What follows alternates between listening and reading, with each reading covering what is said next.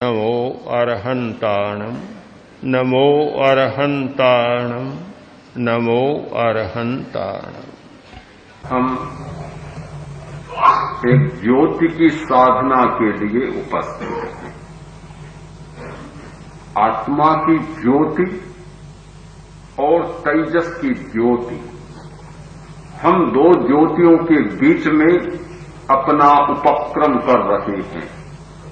एक आत्मा की ज्योति है जो जानती है पर उसके प्रकाश का पता नहीं चलता, उसमें रंग नहीं है, उसमें बुझने वाला प्रकाश नहीं है। वह ऐसा दीप है जो कभी बुझता भी नहीं, ईंधन की जरूरत नहीं, सहज ही उसमें ऐसी क्षमता है जो निरंतर प्रज्वलित रहता है। एक तेजस की ज्योति है, हमारे शरीर की ज्योति है।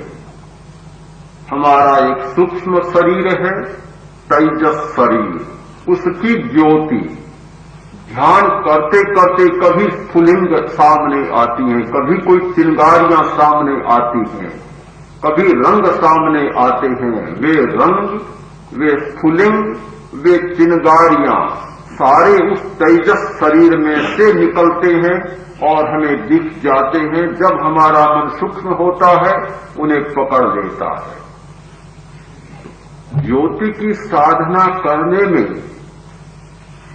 कुछ बाधाएं भी आती हैं और बाधाएं हैं वृत्तियों, क्योंकि हमने बहुत सारी वृत्तियां अर्जित कर रखी हैं और वे वृत्तियां समय समय पर उभरती रहती है। हमारे नाड़ी संस्थान में लहरें उठती रहती है, तरंगें उठती रहती हैं। कभी किसी केंद्र से तरंग उठती है और कभी किसी केंद्र से तरंग उठती है। नाना वृत्तियां, नाना केंद्र और नाना प्रकार की तरंगें उठती है। और जो तरंग पैदा होती है, जो उत्तेजना पैदा होती है और स्नायु को उत्तेजित करती है, वह प्रकट हो जाती है, व्यक्त हो जाती है और वह हमारी साधना में बाधा बन जाती है। हम अभ्यास यह करते हैं कि तरंग न उठे। हम अभ्यास यह करते हैं कि हमारा स्नायु उस तरंग को स्थान न दे, इग्नोर कर दे, उसे अनजाना बना दे, अपने पर न उतारे और वह समाप्त हो जाए। हम स्नायु की साधना करते हैं, हम संस्कार के शोधन की साधना करते हैं, किंतु हमने कुआं खोदना शुरू किया। आज ही शुरू किया और आज ही जल निकल जाए, बहुत कठिन बात है। और वह कुआं भी ऐसे रेगिस्तान में खोदना शुरू किया है कि जहां जल का पता लगाना भी बड़ा कठिन होता है। बहुत कठिनाई से पानी निकलता है। तो जो बाधाएं बीच में आती हैं, उन बाधाओं को पार करना हमारे लिए बहुत जरूरी है। सबसे ज्यादा जो बाधा आती है वह है क्रोध की, काम की और भय की। ये तीन बाधाएं बहुत सताती है। कभी काम की तरंग उठ जाती है, कभी थोड़ी सी अप्रियता की अनुभूति होती है और क्रोध की तरंग उठ जाती है और भय की तरंग तो बनी ही रहती है। जब तक इन तरंगों से हम छुटकारा न पा लें, तब तक एक निर्विकल्प, निर्विघ्न होकर अपनी यात्रा में आगे नहीं बढ़ सकते।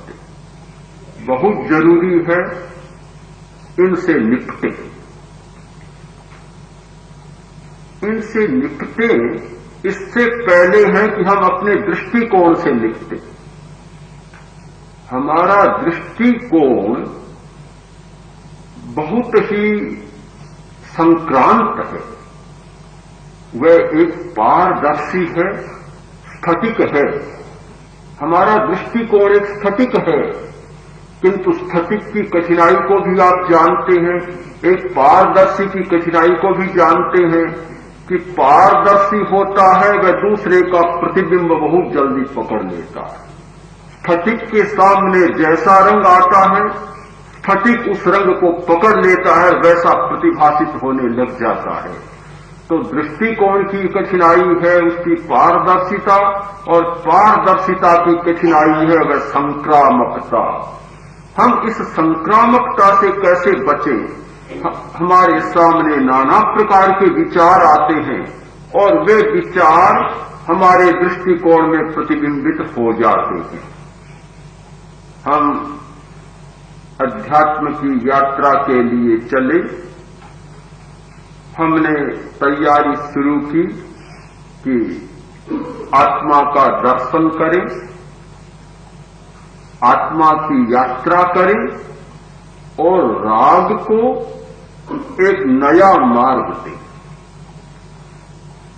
मनोविज्ञान की भाषा में सेक्स या काम को नया मार्ग दें। अध्यात्म की भाषा में जो राग है उसी को मनोविज्ञान की भाषा में सेक्स या काम कह सकता हूं। मनोवैज्ञानिकों ने एक शब्द का प्रयोग किया, लिबिडो। लिबिडो जो काम शक्ति है, जो काम शक्ति है उसका संबंध केवल सेक्स से ही नहीं है। ये लिबिडो सेक्स का कोई पर्यायवाची नहीं है, फिर भी एक स्थूल सांकेतिक रूप में समूचे काम को मनोविज्ञान सेक्स शब्द के द्वारा अभिहित करता है, काम के द्वारा अभिहित करता है। तो अध्यात्म का शब्द है राग और आज के मानसिक चिंतन का शब्द है काम या सेक्स। हम जब तक काम को नई दिशा नहीं देते, राग को नई दिशा नहीं देते, तब तक हमारी अध्यात्म की यात्रा नहीं हो सकती। अध्यात्म की यात्रा के लिए बहुत जरूरी है काम का दिशांतरण, मार्गांतरीकरण। मार्गांतरण होना चाहिए। जो जल आ रहा है और जिसे सिंचन दे रहा है वह पनपेगा और जरूर पनपेगा। जब तक हम प्रणालिका को नहीं बदल देते हैं, जल सिंचन की प्रणालिका को नहीं बदल देते, मार्ग को नहीं बदल देते, तब तक कोई नई पौध पैदा नहीं होगी। यदि कोई नई पौध पैदा करनी है तो अवश्य ही जल सिंचन का मार्गांतरीकरण करना होगा। जो पहले से सींचा जा रहा है उस मार्ग को बंद करना होगा, उस प्रणालिका को रोकना होगा, नई प्रणालिका या नई नहर निकालनी होगी और नई पौध को सिंचन देना होगा। तो राग को बदलना होगा। प्रारंभ होता है राग से। जो राग आकर्षण या श्रद्धा, कोई अंतर नहीं मानता, एक ही बात है, राग, आकर्षण या श्रद्धा। हमारी रागानुभूति, हमारा आकर्षण जिस विद्युत के प्रति है उस विद्युत से मार्ग को मोड़ देना और नई विद्युत के प्रति आकर्षण पैदा करना। सारा काम, रागानुभूति, ये सब विद्युत के साथ जुड़ी हुई है। मैं तो देखता हूं कि सारा खेल इस बिजली का है।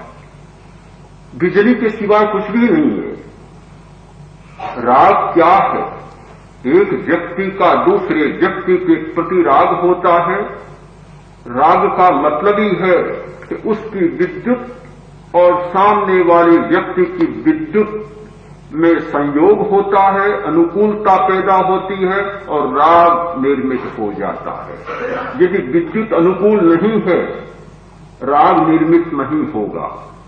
इसीलिए एक व्यक्ति के प्रति राग होता है, दूसरे के प्रति नहीं होता। नहीं होता। हम बहुत बार आश्चर्य करते हैं कि बहुत काला कैसे राग पैदा हो गया, कुरूप के प्रति कैसे राग पैदा हो गया। ये हमारा देखने का बहुत स्थूल दृष्टिकोण है। रंग काला हो, रूप सुंदर न हो, संस्थान अच्छा न हो, किंतु यदि विद्युत शक्तिशाली है तो उस व्यक्ति के प्रति इतना अनुराग पैदा होगा कि दूसरे लोग तो उसकी व्याख्या भी नहीं कर पाएंगे। और ऐसे प्रश्न बहुत बार आते हैं, बहुत बार, कि न जाने क्या हो गया, सामने वाला व्यक्ति इतना पुरुष था फिर भी वह तो उसमें मुग्ध हो गया। ये मुग्धता रंग के प्रति नहीं होती, ये मुग्धता संस्थान के प्रति और आकार के प्रति नहीं होती, ये मुग्धता होती है विद्युत के प्रति। जब अनुकूल धर्मा विद्युत मिलती है, दो व्यक्तियों की मिल जाती है, तो विद्युत से विद्युत बांधती है। मैं बहुत बार सोचता था कि काव्य शास्त्रों में लिखा है कि स्त्री अपने कटाक्ष के बाणों का प्रक्षेप करती है। ये कटाक्ष क्या है? कटाक्ष क्या है? बहुत बार सोचता था। जब तक इस अध्यात्म की गवेषणाओं में नहीं लगा, कभी समाधान नहीं हो पाया। किंतु इस क्षेत्र में आने के बाद तो मुझे लगा कि बहुत सरल बात है, कुछ भी नहीं। आंख में से बिजली निकलती है, हमारे मस्तिष्क में बहुत बिजली पैदा होती है, और आंख मस्तिष्क का दरवाजा है। यदि मस्तिष्क को देखना हो तो दो उपाय हैं, या तो शल्यक्रिया या आंख के मार्ग से खोपड़ी तक देखा जा सकता है। तो मस्तिष्क में से बिजली निकलती है और वह बिजली आंख के द्वारा बाहर जाती है। बिजली के बाहर जाने के 2-3 बड़े साधन हैं, एक आंख, एक अंगुलियां और एक वाणी। ये 3 बड़े साधन हैं जिनके माध्यम से बिजली बाहर जाती है। तो आंख के माध्यम से बिजली जाती है और वह बिजली जब दूसरे व्यक्ति की बिजली से टकराती है, व्यक्ति सम्मोहित जैसा हो जाता है। ये सारा का सारा खेल मुझे लगता है कि विद्युत का है। हम जब तक इस विद्युत की महिमा को, गरिमा को, इस सिद्धांत को नहीं समझेंगे, तब तक काम का या राग का परिवर्तन नहीं कर सकेंगे, दिशांतरण या मार्गांतरण नहीं कर सकेंगे। हमें समझना होगा कि विद्युत का दिशांतरण करें और राग को नई दिशा में मोड़ें। जिस व्यक्ति ने अपनी विद्युत ऊर्जा को नई दिशा में मोड़ दिया, ज्ञान के प्रति, सिद्धांत के प्रति, किसी आदर्श के प्रति या धर्म के प्रति, आत्मा के प्रति, उसकी काम ऊर्जा अपने आप शिथिल हो गई। उसकी रागानुभूति, जो राग की प्रणालिका जिसमें से सारा ऊर्जा का जल उस काम को, सेक्स को सिंचन करने में लगता था, वह रास्ता धीमे धीमे बंद होने लगा और नया रास्ता खुल गया। सारा पानी उसमें से बहने लगा और वह उसको पुष्ट करने लगा।